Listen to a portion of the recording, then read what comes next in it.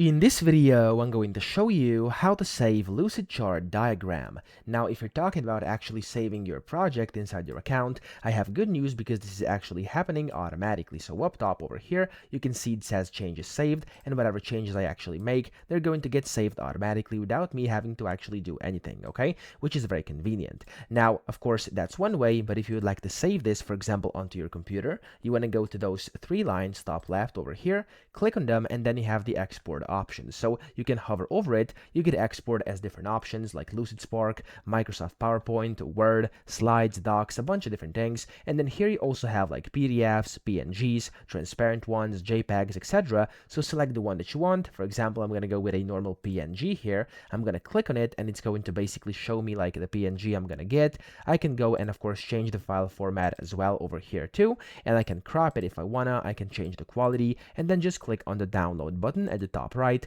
and this is basically going to start generating the file as indicated here at the bottom left, and whenever that's done, that's going to save my file onto my computer. So that's how to do it. I hope this video helped you out. If it did, please subscribe to the channel and help me out as well.